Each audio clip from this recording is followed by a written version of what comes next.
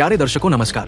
तारीख आज 2 मई 2025, दिन शुक्रवार और हिंदी पंचांग के अनुसार आज वैशाख माह के शुक्ल पक्ष की पंचमी तिथि है। तो आइए नजर डालते हैं आज के मुख्य समाचार में उत्तराखंड से लेकर देश दुनिया तक की तमाम बड़ी खबरों पर। उससे पहले यदि आपने अभी तक इस चैनल को सब्सक्राइब नहीं किया है तो अभी सब्सक्राइब करके हमारी मेहनत के लिए एक लाइक जरूर कर दें। तो चलिए शुरू करते हैं। बाबा केदार की डोली पहुंची धाम, मंदिर में भव्य सजावट और पुष्प वर्षा से किया गया स्वागत। बाबा केदारनाथ की चल उत्सव विग्रह डोली केदारनाथ धाम पहुंच गई है। डोली को नव निर्मित भंडारगृह में विराजमान किया गया, जहां हजारों श्रद्धालुओं ने पुष्प वर्षा से स्वागत किया। आपदा के बाद पहली बार डोली को भंडारगृह में स्थापित किया गया। डोली ने जंगल चट्टी भीमबली होते हुए मंदिर परिसर में प्रवेश किया। आज सुबह 7 बजे वृष लग्न में केदारनाथ मंदिर के कपाट खुलेंगे।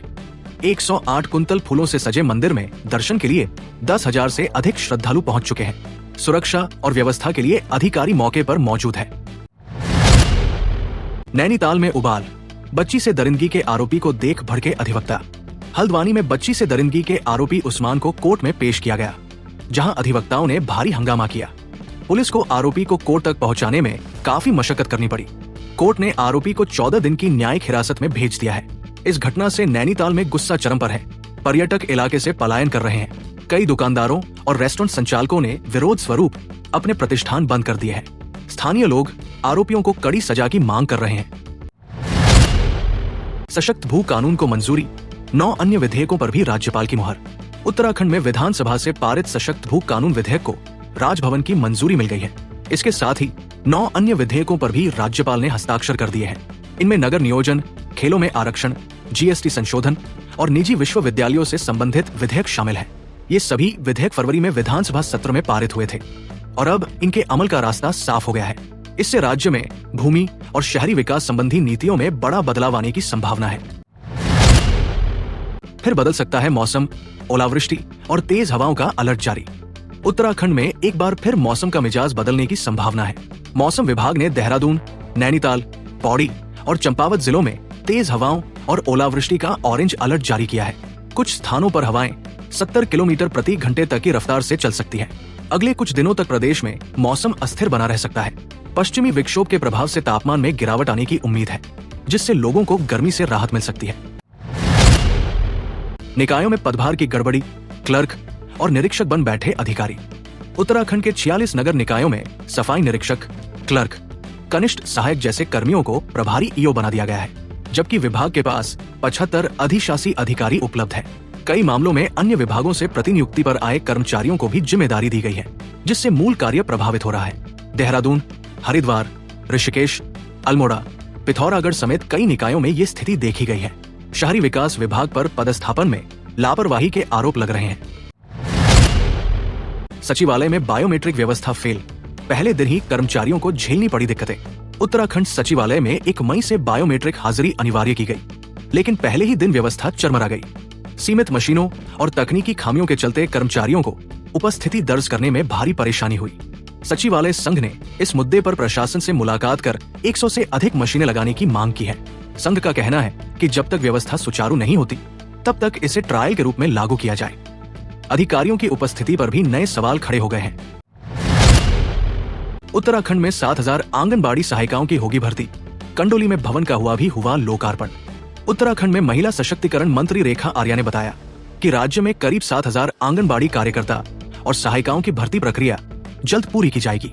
ग्राम पंचायत कंडोली में 12 लाख की लागत से बने नवनिर्मित आंगनबाड़ी भवन का लोकार्पण करते हुए उन्होंने कहा कि इससे ग्रामीण बच्चों को बेहतर सुविधा मिलेगी।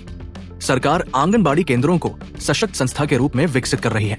सहायिकाओं को CUG सिम और मोबाइल भी दिए जा रहे हैं। साथ ही नंदा गौरा और मुख्यमंत्री महालक्ष्मी किट योजनाओं की भी सराहना की गई। देहरादून में IPL सट्टेबाजी रैकेट का भंडाफोड़, 6 आरोपी गिरफ्तार। पुलिस ने IPL मैच के दौरान ऑनलाइन सट्टेबाजी करने वाले अंतर्राष्ट्रीय गिरोह का भंडाफोड़ किया है।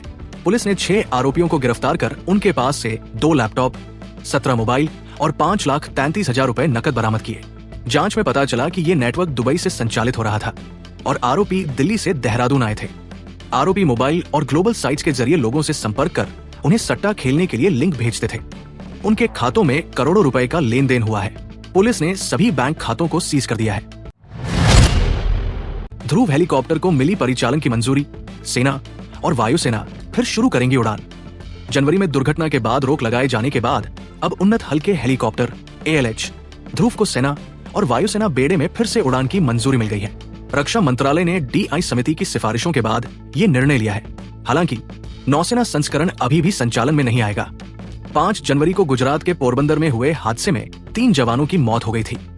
स्वदेशी हेलीकॉप्टर ध्रुव को हिंदुस्तान एरोनॉटिक्स लिमिटेड ने डिजाइन किया है और अब तक इसके 340 से अधिक हेलीकॉप्टर बनाए जा चुके हैं। चुनाव आयोग का नया कदम, मतदाता सूची और पर्ची में होगा बड़ा बदलाव। भारत निर्वाचन आयोग ने मतदाता सूची को अद्यतन करने के लिए मृत्यु पंजीकरण डेटा इलेक्ट्रॉनिक रूप से प्राप्त करने की योजना बनाई है। इससे मृतकों के नाम शीघ्र हटाए जा सकेंगे। मतदाता सूचना पर्ची को भी अधिक उपयोगकर्ता अनुकूल बनाने हेतु इसका डिजाइन बदला जाएगा। अब भाग संख्या और क्रम संख्या को बड़े फॉन्ट में दिखाया जाएगा। BLO को मान्यता प्राप्त फोटो पहचान पत्र दिए जाएंगे ताकि घर घर जाकर वे विश्वसनीयता के साथ कार्य कर सकें। आयोग के अनुसार ये कदम मतदाता और BLO के बीच बेहतर संवाद के लिए आवश्यक है। पहलगाम हमले में मारे गए लोगों को मिले शहीद का दर्जा, राहुल गांधी ने की PM से की अपील। कश्मीर के पहलगाम आतंकी हमले में मारे गए शुभम द्विवेदी के परिवार से मुलाकात के बाद राहुल गांधी ने प्रधानमंत्री मोदी से पीड़ितों को शहीद का दर्जा देने की मांग की। उन्होंने कहा कि इस त्रासदी में जान गंवाने वालों को ये सम्मान मिलना चाहिए ताकि उनके परिवार की भावनाओं का आदर हो। राहुल गांधी ने केंद्र सरकार से पाकिस्तान और आतंकियों पर कड़ी कार्रवाई करने की मांग की। ये हमला 22 अप्रैल को हुआ था और इसके बाद पाकिस्तान द्वारा लगातार नियंत्रण रेखा पर फायरिंग की जा रही है, जिसका सेना द्वारा मुंहतोड़ जवाब दिया गया। आदि गुरु शंकराचार्य से जुड़ा ब्रह्मांड नृत्य, उत्तराखंड की लोक परंपरा को मिला यूनेस्को का सम्मान। उत्तराखंड के सलूट डुंगरा गांव में मनाया जाने वाला ब्रह्मांड नृत्य उत्सव यूनेस्को की विश्व सांस्कृतिक धरोहर सूची में शामिल है। ये संवाद रहित मुखौटा नृत्य रामायण प्रसंगों को दर्शाता है, जिसमें ढोल दमाओं की 18 तालों पर मंचन होता है। इस बार भी राम जन्म से लेकर लंका दहन तक की झलक इस आयोजन में देखने को मिली। इस परंपरा की जड़ें 8वीं सदी के आदि गुरु शंकराचार्य से जुड़ी है, जिनके शिष्यों ने इसे जागरूकता फैलाने का माध्यम बनाया। ये उत्सव उत्तराखंड की सांस्कृतिक आत्मा और पर्यटन को जीवंत करता है। लखनऊ में बोले उपराष्ट्रपति धनखड़, चुनौतियां स्वीकार कर ही लोकतंत्र मजबूत बनता है। उपराष्ट्रपति जगदीप धनखड़ ने लखनऊ में राज्यपाल आनंदीबेन पटेल की आत्मकथा चुनौतियां मुझे पसंद है का विमोचन किया। उन्होंने कहा कि लोकतंत्र में चुनौतियों से भागना नहीं चाहिए, बल्कि उनका डटकर सामना करना चाहिए।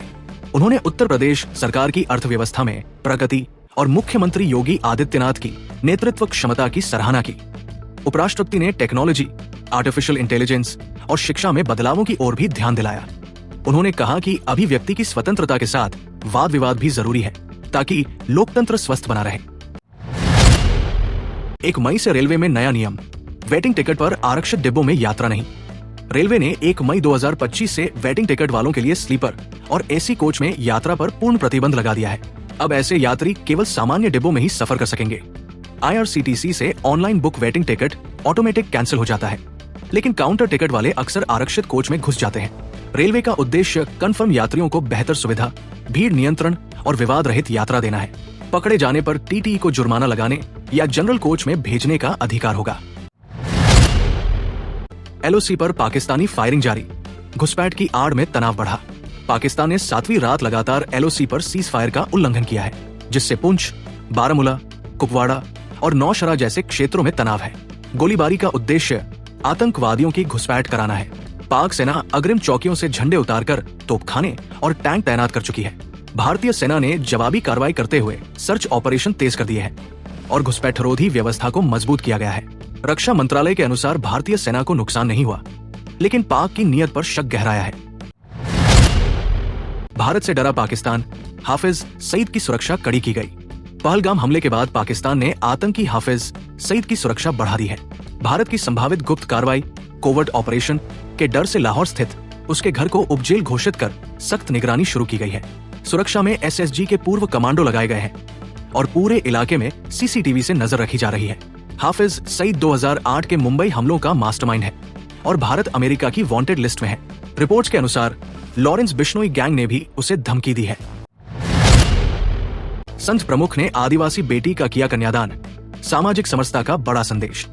बनारस में अक्षय तृतीया पर हुए अक्षय कन्यादान महोत्सव में संघ प्रमुख मोहन भागवत ने आदिवासी बेटी के पांव धोकर उसका कन्यादान किया। उन्हें 501 रुपए आशीर्वाद स्वरूप दिए। ये आयोजन वाराणसी में हुआ, जिसमें 125 कन्याओं का सामूहिक विवाह संपन्न हुआ। मोहन भागवत ने इसे सनातन संस्कृति की सामाजिक समरसता का प्रतीक बताया। आयोजन के पीछे डॉक्टर वीरेंद्र जायसवाल की पहल थी, जिन्होंने बेटे की शादी के बाद 101 कन्याओं के विवाह का संकल्प लिया था। इस मौके पर सभी जातियों को जोड़ने का संदेश दिया गया और नवविवाहितों को उपहार भी भेंट किए गए। ई गवर्नेंस पर राष्ट्रीय सम्मेलन जून में विशाखापत्तनम में होगा आयोजन। 9 और 10 जून को विशाखापत्तनम में होने जा रही राष्ट्रीय ई गवर्नेंस कॉन्फ्रेंस का विषय होगा विकसित भारत, सिविल सेवा और डिजिटल ट्रांसफॉर्मेशन। ये आयोजन केंद्र सरकार के डीआरपीजी और इलेक्ट्रॉनिक्स व सूचना प्रौद्योगिकी मंत्रालय के सहयोग से आंध्र प्रदेश सरकार द्वारा किया जा रहा है। सम्मेलन में 6 मुख्य सत्र और 6 समूह सत्र होंगे। उद्घाटन आंध्र प्रदेश के मुख्यमंत्री चंद्रबाबू नायडू करेंगे और doctor Jitendra Singh e governance award प्रदान करेंगे। इसका उद्देश्य नीतिगत सुधारों और डिजिटल सेवाओं को बेहतर बनाने पर चर्चा करना है। ओवैसी का पाकिस्तान पर तीखा हमला, जाति जनगणना पर भी उठाए सवाल। एमएम प्रमुख असदुद्दीन ओवैसी ने केंद्र सरकार से पाकिस्तान में स्थायी कार्रवाई की मांग करते हुए कहा कि इस बार घर में घुसकर बैठ जाना चाहिए। उन्होंने कहा कि पीओके भारत का हिस्सा है और आतंकवाद का पूरी तरह से खात्मा होना चाहिए। साथ ही उन्होंने जाति जनगणना पर भी सवाल उठाते हुए कहा कि ये स्पष्ट होना चाहिए कि किस जाति की स्थिति कैसी है। उन्होंने ओबीसी आरक्षण 27% तक सीमित रखने को भी गलत ठहराया।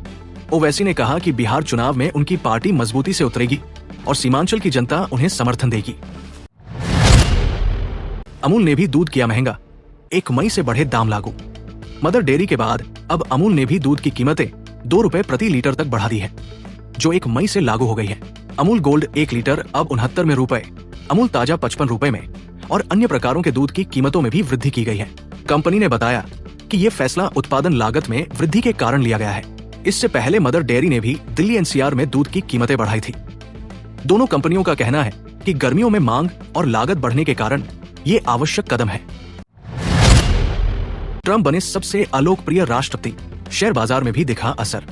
डोनाल्ड ट्रंप के दूसरे कार्यकाल के शुरुआती 100 दिन बेहद निराशाजनक रहे हैं। सर्वे एजेंसियों के मुताबिक वे अमेरिका के इतिहास में द्वितीय विश्व युद्ध के बाद सबसे अलोकप्रिय राष्ट्रपति बन गए हैं। उनके समर्थकों की संख्या घटी है, जबकि नापसंद करने वालों की संख्या बढ़ी है। ट्रंप ने अब तक 141 कार्यकारी आदेश जारी किए हैं, जिनमें अधिकांश आक्रामक और विवादास्पद है। शेयर बाजार भी उनके नेतृत्व में कमजोर रहा है, जबकि ओबामा और बाइडेन के शुरुआती 100 दिन में बाजार में बढ़त देखी गई थी। राजनीतिक विश्लेषक इसे ट्रंप के लिए खतरे की घंटी मान रहे हैं। भारत की कार्रवाई से सहमा पाकिस्तान, कराची और लाहौर का हवाई क्षेत्र अस्थायी रूप से बंद। जम्मू कश्मीर के पहलगाम में आतंकी हमले के बाद भारत की जवाबी कार्रवाई से घबराए पाकिस्तान ने कराची और लाहौर का हवाई क्षेत्र आंशिक रूप से बंद कर दिया है। 1 से 31 मई तक हर सुबह 4 से 8 बजे तक ये क्षेत्र बंद रहेगा। भारत ने भी पाकिस्तानी विमानों के लिए अपना एयर स्पेस 23 मई तक बंद कर दिया है। ये दोनों देशों के बीच बढ़ते तनाव का संकेत है। पाकिस्तान के अनुसार इससे वाणिज्यिक उड़ानों पर अधिक असर नहीं पड़ेगा, क्योंकि वैकल्पिक मार्ग अपनाए जाएंगे। रूस ने यूक्रेन पर तेज किए हमले, ओडेसा और खार्किव में कई इमारतें तबाह। अमेरिका की मध्यस्थता कोशिशों के बीच रूस ने यूक्रेन पर बमबारी तेज कर दी है। ओडेसा में ड्रोन हमलों में 2 लोगों की मौत और 15 घायल हुए। कई अपार्टमेंट, स्कूल और सुपरमार्केट ध्वस्त हुए। खार्किव में पेट्रोल पंप पर हमला हुआ। रूस ने एक रात में 170 ड्रोन और 5 मिसाइलें दागी। जवाब में यूक्रेन ने 142 ड्रोन नष्ट किए। रूस ने 8 से 10 मई तक युद्ध विराम की घोषणा की, जिसे यूक्रेन ने खारिज कर दिया और इसे धोखे की कोशिश बताया। भारतीय अंतरिक्ष यात्री शुभांशु शुक्ला तैयार, 29 मई को अंतरिक्ष मिशन पर होंगे रवाना। भारतीय अंतरिक्ष यात्री शुभांशु शुक्ला ने स्पेसएक्स के साथ ट्रेनिंग पूरी कर ली है और 29 मई को अंतर्राष्ट्रीय अंतरिक्ष स्टेशन ISS के लिए उड़ान भरेंगे। वो एक्जियोम 4 मिशन का हिस्सा है, जिसमें अमेरिका, पोलैंड और हंगरी के अंतरिक्ष यात्री भी शामिल हैं। शुभांशु इस मिशन में भारतीय वैज्ञानिक प्रयोग करेंगे, जिसमें मस्तिष्क प्रभाव, फसल अध्ययन और योग शामिल है। वो राकेश शर्मा के बाद अंतरिक्ष में जाने वाले दूसरे भारतीय बनेंगे और अंतर्राष्ट्रीय स्पेस स्टेशन जाने वाले पहले भारतीय होंगे। एशियाई बॉक्सिंग में भारत ने जीते 4 स्वर्ण, तीसरे स्थान पर रहे प्रज्ञानंद। भारत ने एशियाई अंडर 15 और अंडर 17 बॉक्सिंग चैंपियनशिप के आखिरी दिन 4 स्वर्ण पदक जीते। कुल टैली में भारत ने 15 स्वर्ण, 6 रजत और 22 कांस्य पदक जीते और तीसरे स्थान पर रहा। स्वर्ण पदक अंडर 17 लड़कियों ने जीते। वहीं वेटलिफ्टिंग में भारत को 2 कांस्य मिले। ग्रैंड मास्टर प्रज्ञानंद पोलैंड में सुपरबेट शतरंज टूर्नामेंट में तीसरे स्थान पर रहे और $25,000 जीते। ग्रैंड चेस टूर में वो फिलहाल दूसरे स्थान पर है। अगला टूर्नामेंट 7 मई से बुकारेस्ट में होगा। भारत ने ब्लॉक किए पाकिस्तानी अकाउंट्स। अरशद नदीम का इंस्टाग्राम भी भारत में बंद। पहलगाम हमले के बाद भारत ने पाकिस्तान के कई सोशल मीडिया अकाउंट्स को ब्लॉक कर दिया है। इनमें ओलंपिक भाला फेंक खिलाड़ी अरशद नदीम का इंस्टाग्राम अकाउंट भी शामिल है, जो अब भारत में उपलब्ध नहीं है। सरकार ने कानूनी अनुरोध के आधार पर ये कदम उठाया। यूट्यूब चैनलों को भी भड़काऊ और झूठी जानकारी फैलाने के आरोप में बंद किया गया है। भारत सरकार ने स्पष्ट किया कि ये कदम राष्ट्रीय सुरक्षा और सामाजिक सद्भाव को बनाए रखने के लिए उठाया गया है। वैभव को लेकर चिंतित है द्रविड़। बोले स्टारडम और चकाचौंध से निपटने का तरीका उन्हें खुद ढूंढना होगा। आईपीएल 2025 में 14 साल के वैभव सूर्यवंशी ने शतक लगाकर तहलका मचा दिया। हालांकि राजस्थान रॉयल्स के कोच राहुल द्रविड़ ने कहा कि वैभव को अचानक मिले स्टारडम और चकाचौंध से निपटने का तरीका खुद ही ढूंढना होगा। द्रविड़ ने वैभव के फोकस में होने के बावजूद ये कहा कि उन्हें इस चुनौती का सामना करना होगा, क्योंकि भारत में क्रिकेटर होने का यही हिस्सा है। अगले साल लॉर्ड्स में खेला जाएगा T20 विश्व कप का फाइनल। आईसीसी ने की पुष्टि। आईसीसी ने पुष्टि की कि महिला T20 विश्व कप का फाइनल 5 जुलाई 2025 को लॉर्ड्स के ऐतिहासिक क्रिकेट मैदान पर खेला जाएगा। टूर्नामेंट में 12 टीमें भाग लेंगी और कुल 33 मैच खेले जाएंगे। 8 टीमों ने पहले ही क्वालिफाई कर लिया है, जबकि बाकी 4 का चयन क्वालिफायर के माध्यम से होगा। England and Wales cricket board ने नेट सिवर ब्रंट को इंग्लैंड की महिला टीम का नया कप्तान नियुक्त किया है। रेलवे में नौकरी का मौका। 1007 अप्रेंटिस पदों के लिए आवेदन की अंतिम तिथि नजदीक। साउथ ईस्ट सेंट्रल रेलवे ने 1007 अप्रेंटिस पदों के लिए आवेदन की प्रक्रिया शुरू की है। 10वीं पास उम्मीदवार आवेदन कर सकते हैं और अंतिम तिथि 4 मई 2025 है। इनमें से 919 पद नागपुर डिवीजन में और 88 पद वर्कशॉप मोतीबाग के लिए निर्धारित किए गए हैं। इच्छुक उम्मीदवार आधिकारिक वेबसाइट apprenticeshipindia.gov.in पर आवेदन कर सकते हैं। अब क्लासरूम में फोन नहीं ले जा सकते बच्चे, इस्तेमाल पर भी लगी पाबंदी। फिनलैंड ने कक्षा में मोबाइल फोन के इस्तेमाल पर पूरी तरह पाबंदी लगाने का फैसला किया है। इस नए कानून के तहत छात्र मोबाइल तो ला सकते हैं, लेकिन उन्हें कक्षा के दौरान बैग में रखना होगा। ये कानून छात्रों को पढ़ाई पर बेहतर ध्यान केंद्रित करने और सोशल कौशल विकसित करने के लिए लाया गया है और ये अगस्त 2025 से लागू होगा। 10 मिनट में सिम डिलीवरी पर लगी रोक। सरकार ने कहा मजाक है क्या? एयरटेल और ब्लिंक के द्वारा शुरू की गई 10 मिनट में सिम डिलीवरी सेवा को दूरसंचार विभाग DOT ने अस्थायी रूप से रोक दिया है। विभाग ने KYC प्रक्रिया के पालन को लेकर सवाल उठाए थे, जिसके बाद ये कदम उठाया गया। ये सेवा दिल्ली, गुरुग्राम, मुंबई, चेन्नई जैसे 16 शहरों में शुरू की गई थी, लेकिन अब इसे फिलहाल बंद कर दिया गया है। जकरबर्ग ने दे दिया ऐसा बयान कि मच गई खलबली, टेंशन में आ गए डेवलपर्स। मेटा के CEO मार्क जकरबर्ग ने कहा कि अगले 12 से 18 महीनों में लामा प्रोजेक्ट का अधिकांश कोड AI द्वारा लिखा जाएगा। उन्होंने बताया कि AI जल्द ही टॉप कोडर से भी बेहतर प्रदर्शन करेगा। जकरबर्ग का कहना है कि मेटा एक AI एजेंट पर काम कर रहा है, जो लामा AI मॉडल के रिसर्च और विकास में मदद करेगा। ये बयान डेवलपर्स के लिए चिंता का कारण बन गया है, क्योंकि AI अब मिड लेवल सॉफ्टवेयर डेवलपर्स की जगह लेने के लिए सक्षम हो चुका है। अक्षय तृतीया पर देश में बिका करीब 20 टन सोना। मुंबई में ही की गई 2350 करोड़ रुपए की खरीदारी। अक्षय तृतीया के दिन भारत में करीब 20 टन सोने की बिक्री हुई, जिसकी कीमत लगभग 18,000 करोड़ रुपए थी। मुंबई में ही करीब 2.5 टन सोने की खरीदारी हुई, जिसका मूल्य 2350 करोड़ रुपए था। दक्षिण भारत में सोने की बिक्री अधिक रही, जबकि अन्य क्षेत्रों में बिक्री अपेक्षाकृत कम रही। सोने की ऊंची कीमतों के कारण उपभोक्ताओं ने पुराने सोने की अदला-बदली कर खरीदारी की। कृषि श्रमिकों के लिए खुदरा महंगाई दर मार्च में घटकर 3.73% पर आ गई।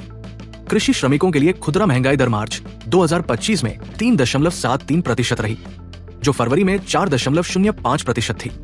ग्रामीण श्रमिकों के लिए भी महंगाई दर 3.86% रही, जो फरवरी में 4.10% थी। कृषि मजदूरों और ग्रामीण मजदूरों के लिए उपभोक्ता मूल्य सूचकांक में 3 और 2 अंकों की गिरावट आई। मार्च 2024 में ये दर क्रमशः 7.15% और 7.08% थी, जो इस साल काफी कम हुई है। उतार चढ़ाव के बाद शेयर बाजार में सपाट क्लोजिंग। सेंसेक्स 46 अंक टूटा, निफ्टी स्थिर। शेयर बाजार के प्रमुख सूचकांक सेंसेक्स और निफ्टी बुधवार को सपाट बंद हुए। सेंसेक्स 46 अंक गिरकर 80,242.24 पर बंद हुआ, जबकि निफ्टी 1.75 अंक की मामूली गिरावट के साथ 24,334.20 पर बंद हुआ।